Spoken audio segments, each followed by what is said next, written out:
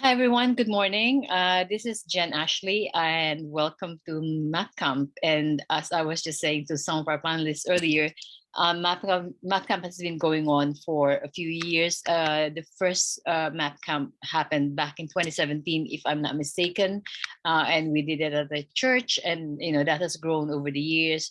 It used to be in person, and of course, when everyone shifted to virtual, we did the same.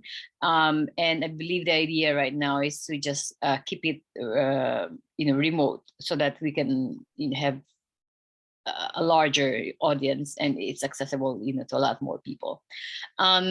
So today we've got three panelists. I've got Shin, I've got Andrea, and I've got Danielle. So Shin, we're welcoming her as a first-time speaker for MapCamp. And Danielle and Andrea has been with us for all these years. So welcome back. I'm not going to take up too much time from our panelists. I think we're just going to get on with the talk. So Shin will give her talk first, followed by Andrea, and then Danielle will give the last talk. And after that, if there's time, there will be a Q&A. So if you have questions, just type it in the chat section, and we'll pick up some of the questions later on if we have time for the panelists to reply to them. So I hope you enjoyed this session, and I'm handing it over to Shin now. So, hello everyone. I hope you can hear me all right and see my screen sharing all right. Give maybe a emoji or something if you can see. Okay, great. I'll assume so. Yeah. So. Good morning, good afternoon, good night, wherever you are. We've just got a Teams meeting. It's all right, I'll swap. I think, Danielle, if you don't mind muting yourself. Okay, thank you so much. Okay, wonderful. Okay, so it's my first time speaking at MapCamp. So I am Sin, a software architect from Danske Bank. So as you can see, I'm within the financial system itself.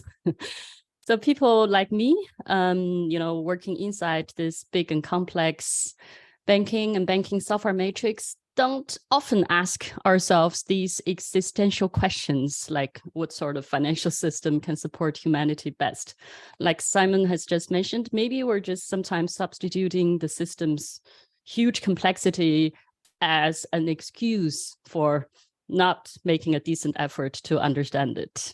But anyway, this topic has been really fascinating me and baffling me for quite some time now. So today I'll be really thrilled to share with you how I had to hack Wardley Mapping, in a sense, to beyond its capitalist context to get some clarity.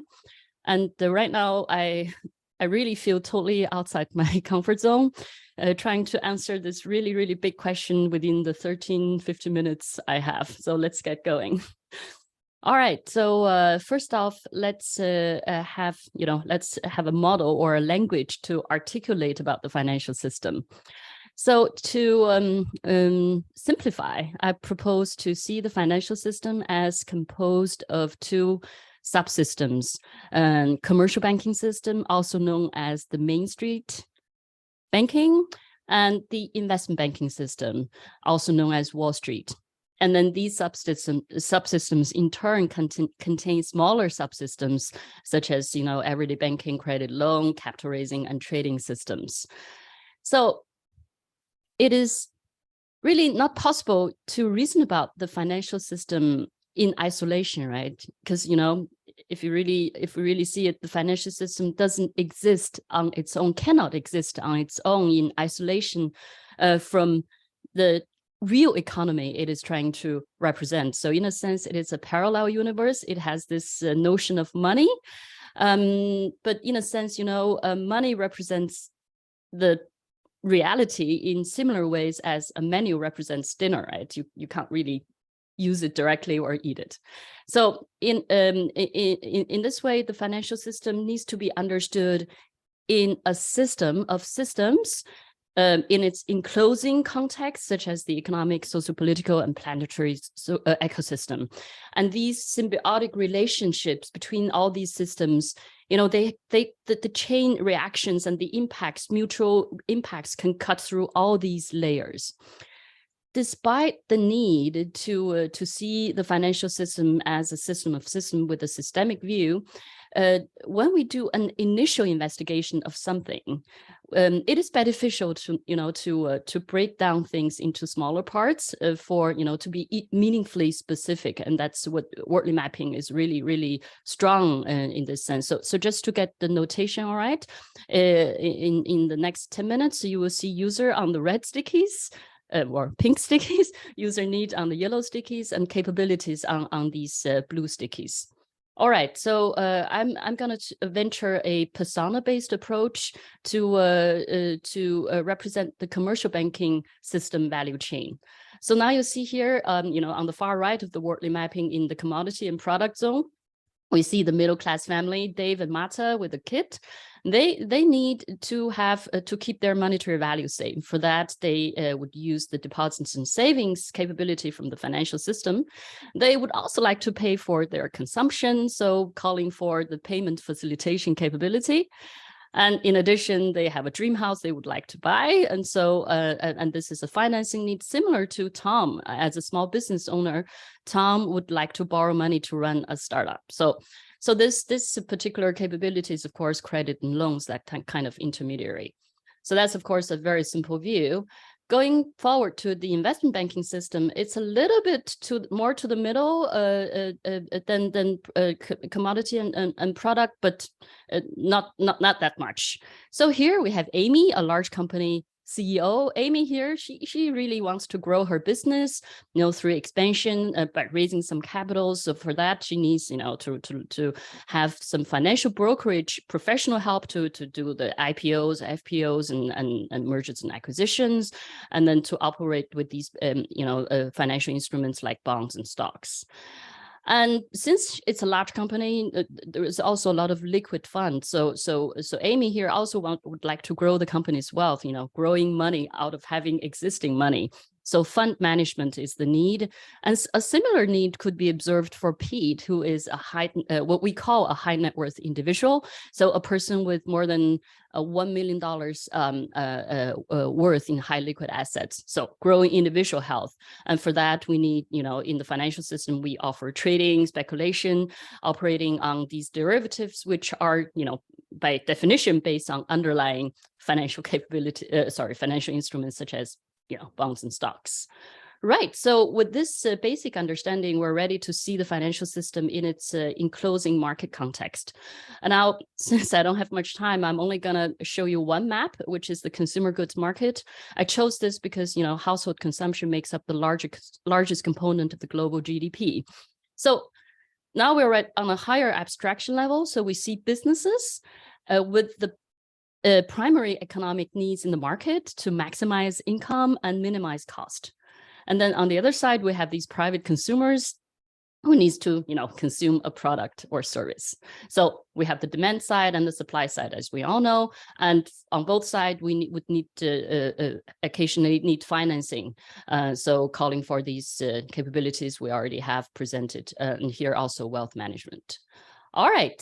So at this point, I would like to bring up or refresh a concept for us. This is a concept called externality, which is a consequence of economic activity that is experienced by unrelated third parties, but they are not reflected in market prices.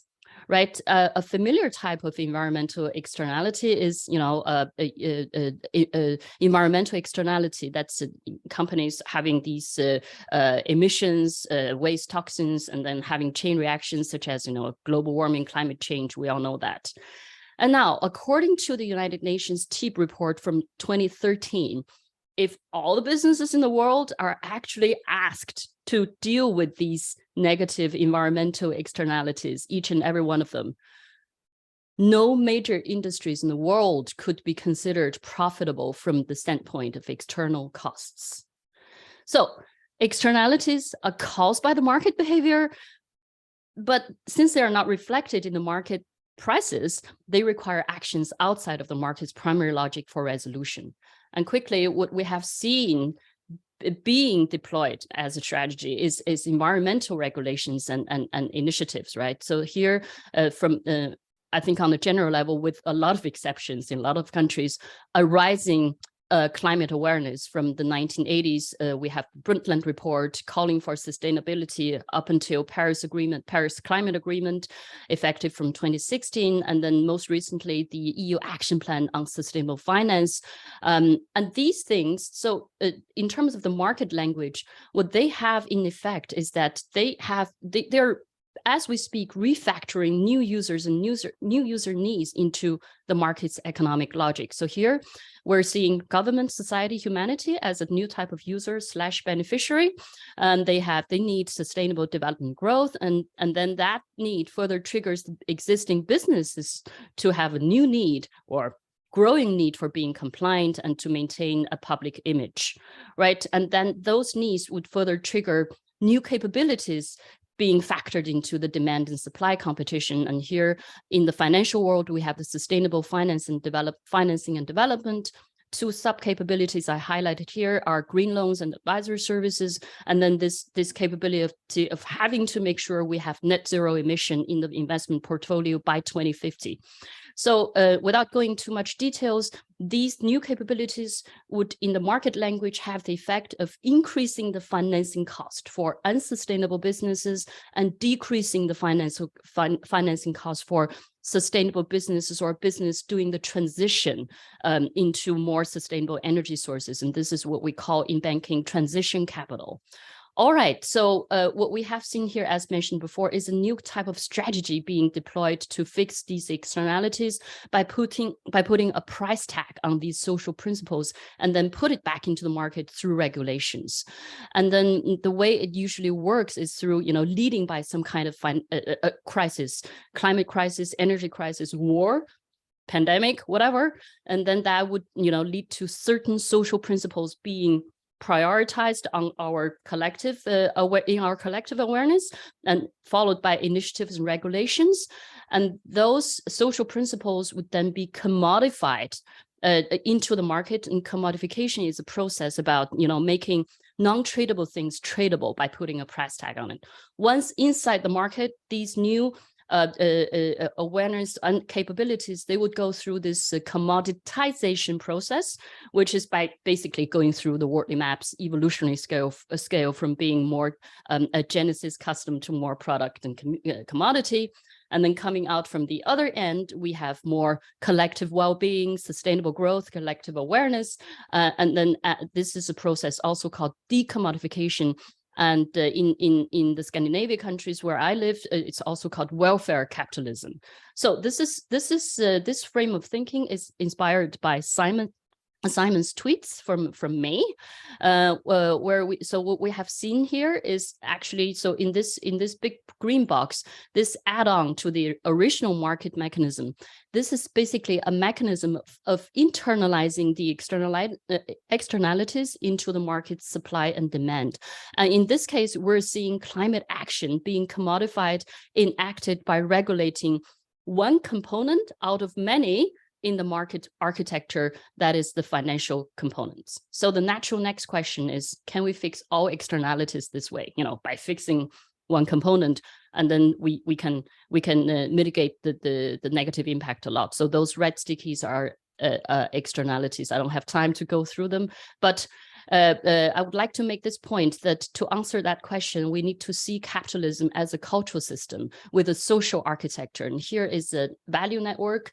So we again, the notation is the capitalist values and cultures as gray stickies, so gray boxes, and then in the red boxes we have the value disconnect from humanity's collective well-being, and the externalities on the usual red ones. So because in the market operation, we see materialistic growth as good. And if growth is good, then unlimited wants and desires must also be good. However, the disconnect here is that, we can't have constant growth on a finite planet. And maybe sometimes we're conflicting growth with human progress. And when we do Wardley mapping, we talk about user needs, but how many times are we really sure they're the real user needs? Question mark, open question. And that brings up one of my pet peeves, which is marketing and advertising. In the West, we have really abundance. So in order to make people buy more, use more, we need to create artificial demand and artificial scarcity. And as human beings, we all want to belong. We want this group identity. We need social inclusion. So if you have this, I need to have it. Otherwise, I don't belong in this golf club or whatever other social club we want to be part of. So in a way, I see, marketing as kind of a cultural violence to manipulate our human beings' primal sense of humanity and belonging. All right, so another thing, just a final thing I want to bring up is the market philosophy of competition and profit based on self-interest, meaning every business is optimizing on its own. On the cost side, the word economy actually means to economize for the optimal use of resources. But because of this self-interest based competition in capitalist market, we see this, every business is economizing for its own profit. And this weird phenomenon, like I live in Denmark, the Danish pigs are actually transported to Poland to be slaughtered, then transported back to Denmark to be sold in the Danish market. So because it costs less. But in this case, cost efficiency directly translates to economic inefficiency. That's really sad. Another case in point is that competition prevents commoditization and standardization for the common good. And here the example is, for many years, we see the computer chips as being products or a commodity. But now Apple has successfully, by launching these custom chips, moving computer chips with all the secrecy around it, moving it slowly back maybe into a little bit of the custom space. How about that? And then the smartphone landfills. We are all buying new phones. Eventually, our own old phones would land in some landfills in some developing countries, burning them, recycling. That's a euphemism for burning. And then the toxic fuels are going into the lungs of the population of all developing countries. I come from China. I know a lot of stories about this. So yeah. So again, another thing is resource. These precious metals is not extracted. They're simply being lost. They will take millions and billions of years to regenerate. So we have this profits drives resource reuse faster than the rate of regeneration, causing resource overshoot and depletion. And this is a chain reaction, right? Competition profits, it will lose. Some companies win, some lose. Inequality is built into the market. On the cultural side, we have a sense of insecurity, stress, leading to public health decline, unemployment, which is a growing field for social instability. Sorry for going so fast. I know I'm going a little over time now. Can we put a price tag on all social principles and put it back into the market? That's a question we have asked ourselves. Unlikely, right? If our value systems stay the same. And since it is culture that orients value, we need to ask some questions about our culture. So what's the price tag on consumerism? Can we be happy with less? So I think conferences like this are really good places to have conversation starters. Ultimately, we would like to gravitate our value system toward competition for human needs, not for market share, reduced artificial scarcity, and please, collectively, we would like to have economic efficiency rather than self-interest based local cost efficiency. So in a way, we don't have to feel guilty, each and every one of us, right? Because as market participants, as individuals and businesses, we don't really have ill intentions from everybody, individuals. But since the chain reactions, they are so non-linear, contextual, and non-deterministic, we are all pulling levers on a giant machine and cannot comprehend individually the systemic outcome of our actions. And therefore, I cannot imagine that we can have local fixes for all these culturally and systemically oriented anomalies. Okay, to summarize, we need more than one strategy to handle externalities. Sometimes we can internalize the social principles into the market through commodification. Other times we have to externalize these social goods, common good from the market to make them immune from the market dependency, to have social welfare and resource-based economy. To close, final thoughts. is capitalist competition natural and good? Or should there be systems in place to check it for the sake of our collective well-being? Just an additional remark, if capitalism competition is natural and good, how come that invisible hand from Adam Smith cannot offer us a built-in defense against systemic resource overshoot and depletion? But how and to what extent we can use social principles to regulate or decommodify from the free markets remains an open question, and one that will be answered differently in Denmark, where I live, or in the UK or in the US. Sorry for going over time. I tried my best, and thank you very much for listening.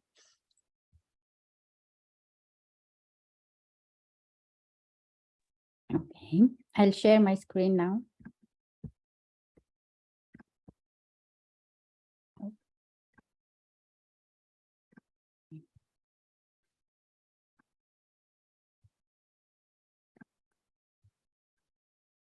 Okay. So good morning. I'll try to, so thank you so much. It was so interesting. I don't know how to follow this intense and interesting pace, but I'll try to offer a different lens. So I look obviously at the same system. And the story I'm telling you now is inspired by an experience, an unusual experience for me. I was asked to teach using an object from a museum in Oxford, which is called Ashmolean. And I walked around and I didn't know exactly what to choose for my object of expertise, which is financial services. And I came across this stone, and it's a stone, probably the diameter of this one, it's around 30 or 40 centimeters. It's quite big. And I recognize it instantly, even if I didn't see it before. It's money. It's money from the island of Palau. It has a very interesting story. It's carved in a different island. It's stored in front of your yard. And as it happens, it's transporting money from one island to another. Some stones fell on the fell in the ocean. But people realize that actually you don't even need them in front of your yard. It's enough to know that they're there. So that was the infrastructure, let's say, for money for a close, small society. And what I will tell you from now on, you could, if you want, refer to or shift your thinking from this stone and to an everyday banking system that you know.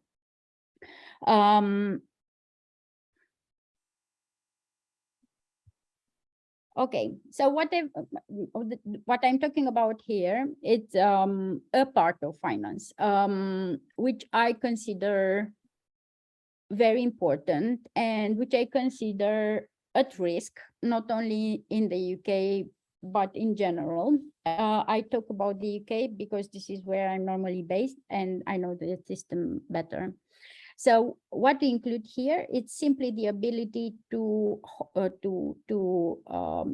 have a place where you store your money and to check the balance of your account and to make domestic payments, withdraw cash, deposit cash, but also make digital payments and receive digital payments. Officially, origination of other products is not included here. International payments is not included here. So it's very, very, very basic. So you would think, what the point about this? However, whoever works in banking knows that this is one of the most difficult parts to deliver, to build, to manage, to predict.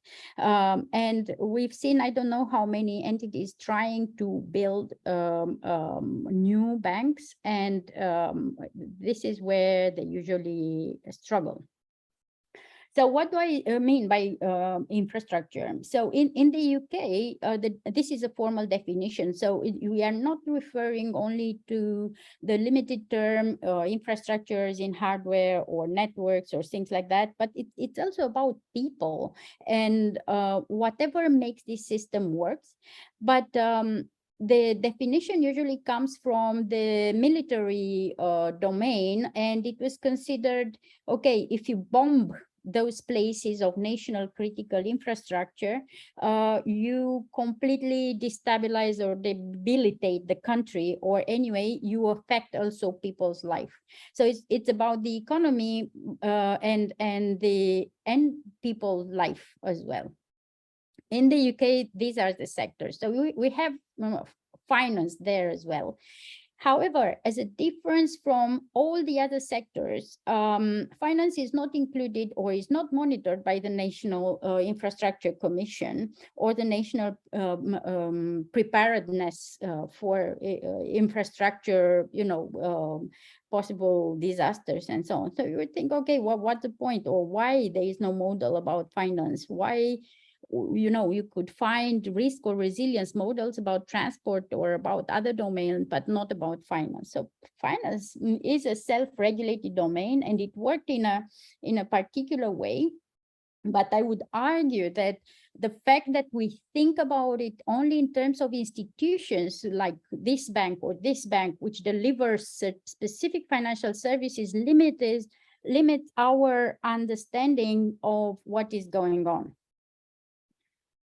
So going back to my lovely stone, there are a few characteristics or features which almost any infrastructure domain displays. So if it's about transportation or electricity and things like that.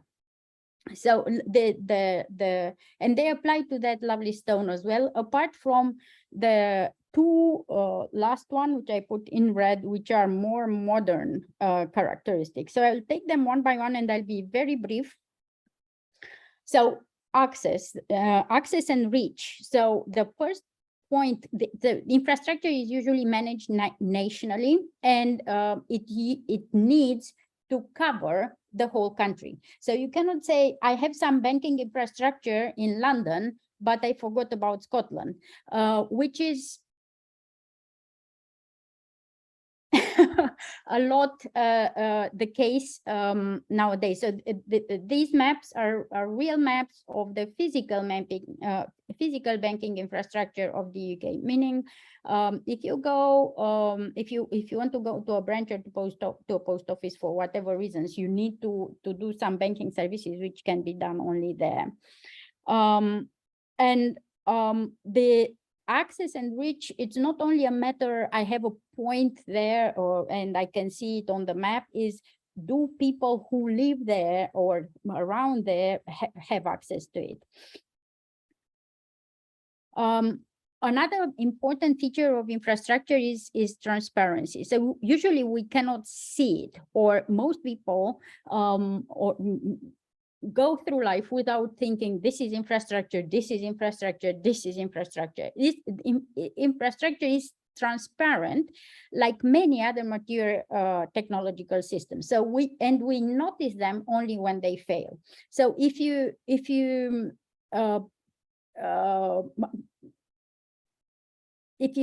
think about the what happens in the news. So when you see this type of post like this one, the TSB had a core banking system, migration disaster, and so on. This normally wouldn't make the news, but this is when many people learned about how important these systems are and what happens when they fail. It's a type of event. Only the failure makes visible such system. Another reason why these systems are usually invisible. So I'm kind of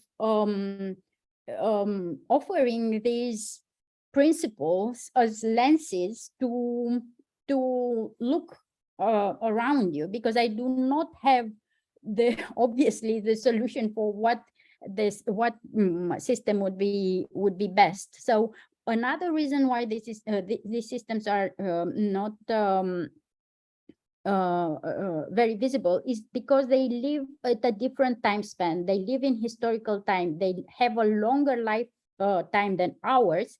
So usually they were there when we are born, and they could be there when we die. So we assume that you know, this is how things work, but it's not necessarily the case. So these systems become visible again when they reach their end life. And this is not only always planned. This is a beautiful map of infrastructure lifespans for roads and some factories in the US.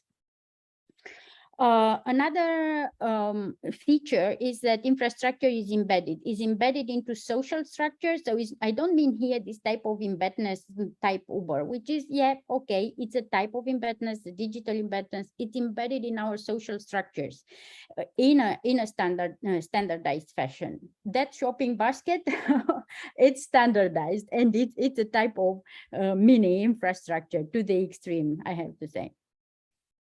Infrastructure is learned through membership. Payment systems are learned through membership.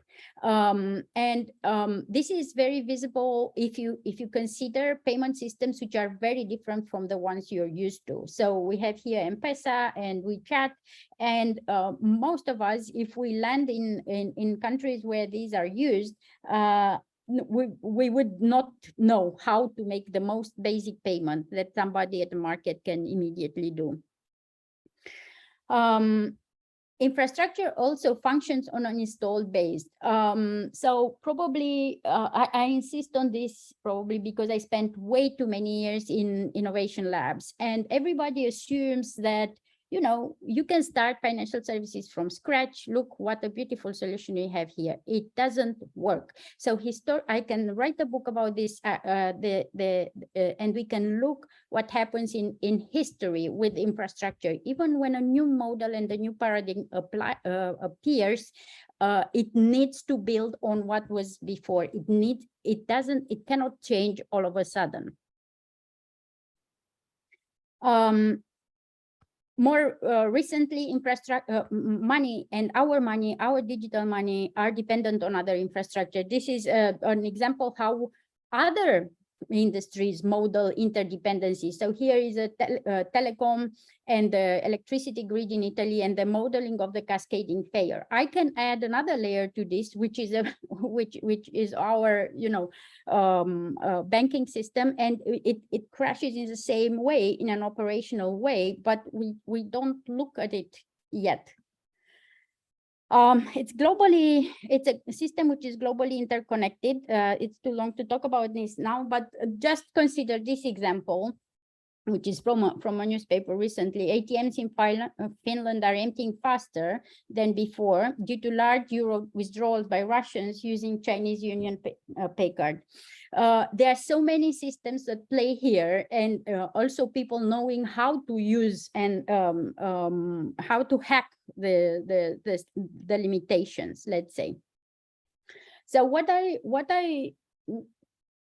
want to say with all this, which seems like a list of things, or to me, these are principles that I have learned and validate with other pieces of infrastructures, but also with my experience in finance. There are so many promises of new shiny things, and this everyday banking system is under threat in many ways. But a system which does not reach the whole population, is not accessible for everybody. It pretends it can ignore the sewers of the install base and ignore the established practices, will not be able to deliver that type of everyday banking system that we need, and it's fair for people. And that's my story.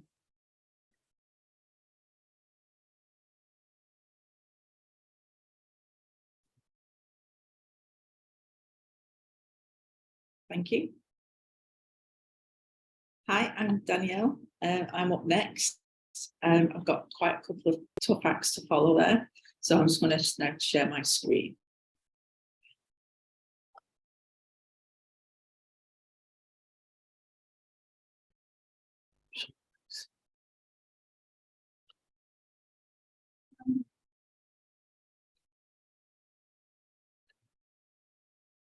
Screen's not sharing. I do apologize. Let me try again.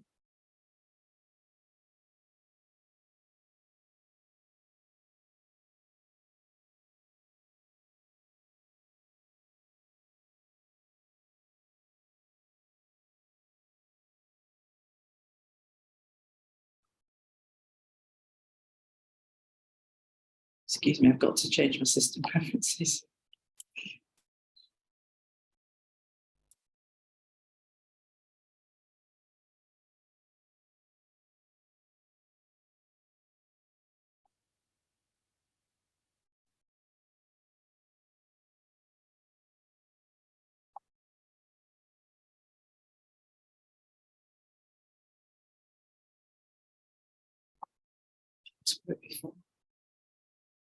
I'm just going to go off video. Jen, would you mind just filling for me for a second?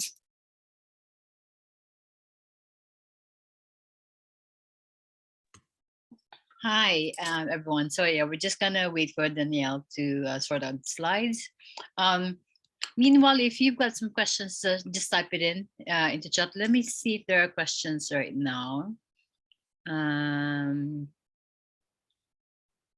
Okay, there doesn't seem to be any at the moment, but feel free to type in your questions, and we can always direct questions to Shin or Andrea for now while we're waiting for Danielle to come back with the slides.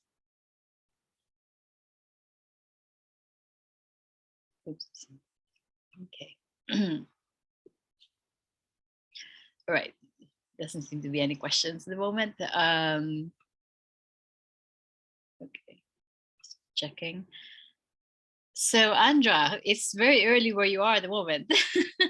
Thanks for calling in. So Andra actually is in Toronto at the moment, and it's around three something in the morning. 4 right now. Yeah, so it's yeah. Okay, there's a question here from Tobias. Can't retain. And it does. So Shin and Andra, any thoughts on the reporting of ESG as a solution for all these problems? Who wants to respond to that? I think Shin has more to say on this. Her should I say something? Yes. Yeah, well, just in the really good context of the UK government is considering withdrawing funds, the ESG funds as well at the moment. So for me, the ESG is also for people who don't know what the ESG is. It's actually 3 criterion from the sustainability principle. It's environmental, social, and governmental. Basically the sustainable development goals from the United Nations, formulating into 3 criteria. But I see this, I'm hoping that companies are implementing this as a genuine, because they're genuinely aware of these problems and not just doing checkboxing. But I fear there is a high risk that many banks are doing checkboxing. I don't know if that answers your question, but yeah. Okay, thanks for that. I think Danielle is ready. Is ready, yeah. Exactly. I'm so sorry. No worries, yeah. So Danielle, why do you take over presenting, and then we'll come back with and check if there are more questions later on. We can send the time a little bit, so it should be okay, because the next session doesn't start till a bit later, so there's a gap, so we're fine with time. Okay, thank you very much. So I'm Danielle. I managed to fix my computer, and I'm going to try and answer this very big question that Simon has set for us. So it's a very big question, and it's quite subjective. And to answer it, you've got to have a good idea of what is actually best for humanity. It's a question that's been pondered by philosophers for centuries and played with by politicians for equally as long. So in my talk, I'm going to turn to something quite close to my heart to kind of create an anchor for the conversation. Science fiction. Science fiction authors have hypothesized answers to this question, and often indirectly have given us a vast array of possible futures to think about. And in some of those instances, they've had to think about the economy and how that's going to work. This has been going on since the 2nd century, when Lucian first wrote the very first science fiction story. It's got lettuce-winged birds and a trip to the moon and an epic undersea adventure. It's definitely worth a read. It's clearly a large space with loads of universes to choose from. So how do I narrow that down? So the writers of science fiction have created all these possible futures with these functioning societies. And some of them are clearly bad for humanity, where you can see humans that are enslaved by robots or aliens. But there are others where humanity is clearly benefiting from this new future. So it must have the latter. The environment must describe a financial system enough for someone to map it on a Wardley map, and to try and choose a vision of the future that isn't eons away and must include Earth as part of its universe. So the science fiction universe I've chosen is Star Trek. It's heavily influenced scientific endeavours ever since its first broadcast. So it's a pretty credible thing to look at. So what I've done is tried to create a highly simplified version of a Wardley map of our economy. So we work to obtain currency to buy the things we need to survive. The currency and economies rely on industry and confidence in those industries to determine its value. And industry requires humans to work and produce goods and services to sell. And the cycle goes round and round. So I'll take currency. In the Star Trek universe, specifically in The Next Generation, we are repeatedly reminded that currency no longer exists. Picard shared this in one of the films where he described that the acquisition of wealth is no longer the driving force in our lives. We work to better ourselves and the rest of humanity. Roddenberry himself was very firm on this aspect of the Star Trek world. We've seen more recent examples in the new Doctor Strange film where characters jump from dimension to dimension into different universes. And the dimensional jumper, America Chavez, does actually say in most universes, you don't pay for food. Also in Star Trek, hunger is also extinct. So to be able to obliterate currency, we need to shift the notion of it off the map entirely. And to obtain the things you need replicators. So they must go on the map. And in the world of Star Trek, again, particularly The Next Generation, where we've untangled ourselves from currency, and we also have the replicators that can replicate pretty much anything anyone could ever need, from clothing to drink, to food, to weapons, devices, and entertainment. But replicators like 3D printers require resources to make them work, and replicators require an enormous and abundant amount of power. Then the focus shifts from currency to the provision of resources to feed and power the replicators.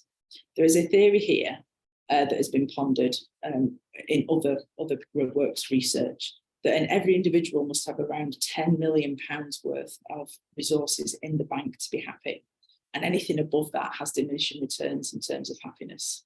So to enable this to happen, the systems must provide, let's say, £10 million worth of resources to each human being to supply the replicators and acquire any other things that people need that may have to be produced in other ways.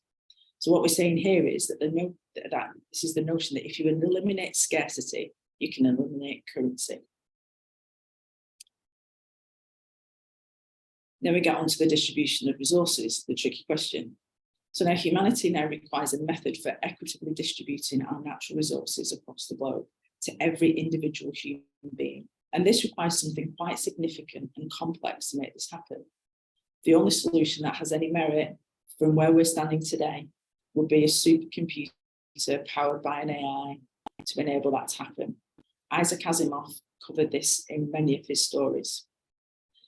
The reason why we think that AI needs to be involved, these loads of examples of this in science fiction, is when humans are involved in the financial system, things start to break down. Humans are flawed in many ways, but one of those is greed. And any human involvement in the system of fair distribution of resources would always lead to a breakdown in the system, at least if you listen to science fiction. In the most well-known communist societies across the globe throughout our history, despite the equity it's supposed to provide, there are always people who are more equal than others. And this isn't driven by the financial system itself, it's driven by human nature, which therefore leads us to conclude that any system to distribute resources must not involve humans. However, we then must trust our global resources to a supercomputer and trust that its algorithms, codes, and rules and laws are fair and equitable, and they're in the best interests of humanity. Science fiction is littered with examples of robots and AI turning against humanity, either because they come to realise that humanity is the problem or that humanity must be saved from itself. And this is again explored by Isaac Asimov in a story called The Inevitable Conflict, where the supercomputers managing global resources had taken it upon themselves to include an additional law to the existing 3 laws of robotics, known as the zeroth law, where a robot must not let humanity come to harm. But how that's interpreted, again, is very subjective. So now we get onto the tricky situation of work. So imagine a society where you don't have to work and you would not want for anything and be left to do as you pleased. In the most negative variations of these stories, humanity is reduced to a set of children or layabouts who have no concept of adventure or facing adversity or even the want of learning. H.G. Wells' Time Machine is a really good example of this hypothesis. So in Star Trek, there's an assumption made that humanity will want to pursue bettering itself and that people will want to work. But why? So we take currency away, we enable the fair distribution of resources to every human on the planet where they are comfortable enough to want for nothing. So what's next? How did they make that system work? Some people must want to work, even in the most lowliest of positions. So why would people want to work? It's really simple. Humans get bored. There's always a worry that in any variation of a socialist economy that some people won't work. It's true, some people won't. But the society of the future relies on the assumption that enough people will want to work to produce the things we need and to think and develop the enhancements to our society and technology to take us into the next era. Again, in the Matrix, you saw that humans were given everything in their first environment. They were happy and carefree, but human nature rejected it and the system failed. And the AI controlling the environment couldn't understand why. We were intrinsically unhappy with being happy. Even in the very last, very timely episode of Rick and Morty, and I tell you, everything I've watched recently is because when I came on this topic, kept pointing me to this thing. The benevolent dinosaurs in this episode who returned to Earth to give humans a few centuries off were chased off in a matter of days because people were bored. If enough people don't want to move society forwards, an outside force would take control, or we would perish. It would be made an AI with a species, and humans could intrinsically still be unhappy unless that trait is conditioned out of us over time. And Huxley's Brave New World explores this and makes for some uncomfortable reading. So I had to put us back in the universe where there was peril, adventure, adversity, triumph, and happiness, and a good balance of that. We needed to avoid the tyranny of the mundane. So what the humanity needs to shift its thinking from pure survival, because scarcity has been eliminated, to survival through the bettering of humanity. So what? So if you look to science fiction, this is what it tells you, that for a financial system that would support humanity best, has no currency as we understand it today, but only if we have replicators and an abundant source of energy. The distribution systems are free of human involvement. We avoid a catastrophe if the AI doesn't deem us as the problem. And we have enough people who want to work, and that humans do truly reject boredom. Thank you.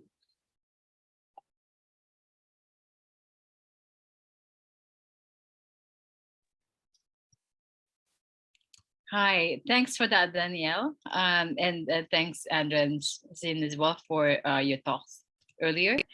As I've said, we can have a few minutes maybe to just go through some questions. Maybe we probably have like 2 or 3 minutes, I guess. I'm just checking the chat whether there are a few more questions. There's a comment from, yeah, there's some questions from Simon or comments. Okay, there's a question here from Simon. It's to everyone. So what do we need to do to move us away from a path to dystopia? I don't think we can, unless humans fundamentally change who we are. That's what I got from researching this topic. Okay, anyone else want to maybe provide some input? Is that a question?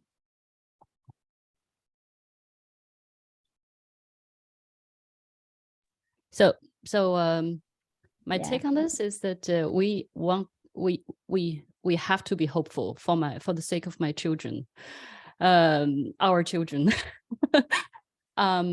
So I really feel that conferences like this and schools, elementary schools, are the first place you need to start this. And I'm saddened by, for instance, what I see in the U.S. that politics and debates about abortion and all these, they are actually preventing children from receiving basic information about what is natural and not. So I feel that one place we can influence is through awareness and education. To remain hopeful, Andra. Triggering question. I think there are degree of dystopia, and I think what help us survive is imagining that dystopia is somewhere in the future. When sometimes, if you look at the world we live in, at least in the UK nowadays, it would have been inconceivable only 10 years back. In terms of financial services and its role to this, it's a system which can be easily weaponized, and in the hands of the wrong people, which we've seen can accede to power easily, it's very dangerous. So we look what happens now in the UK, and who are the people who crash the pound without any knowledge or maybe they do have knowledge and understanding, but of what they're doing. But the danger to all of us, it's astonishing. In terms of the systems that I was mentioning, or why I insist on everyday banking, which seems to be a boring topic, is like, oh, high finance is so much more interesting, just to think about a bit of math about these derivatives and hedging, and yeah, cool, I've done this too. I think we will always have money and people to pay attention to that. And we lose focus that this type of ability to pay for very basic things, it's so fundamental to the way society functions that it's enough to try to imagine removing this function even for a few days to comprehend what type of chaos and disasters you can unleash. And these systems are discussed, but not in public forums. They are not democratic. I'm not necessarily an advocate for cash, but cash, it's a mean of resilience of this type of system which can crash. Yeah, so if you have that type of cascading payers that I was mentioning, the telecom goes down, Scotland has no money. That's it, money for buying bread, because there's nothing around that you can get cash around. Yeah, it's 4 a.m. Maybe it's not I feel like the radio lunatic. Yeah. Thanks for that, Who Andra. calls in the middle of the night? Yeah. No worries. So yeah, I think we've run out of time actually for questions. I encourage everyone to join the forums. And there's also, like a lounge area where you can chat to people. And I am hoping our panelists are going to be there as well to mingle and chat to all of you. So thanks for joining us for this session. And we'll see you at the other sessions, in this track. And thanks again, Xian, Andra, and Danielle for being part of MapCamp 2022. And we hope to see you again in the next few years. Most of you have been involved, as said, from the very beginning. And Xian, we welcome you again as a first-time speaker here, and we hope to see you again in the next few years. Thanks, everyone, and check out the next few tracks again. Thank you. Bye.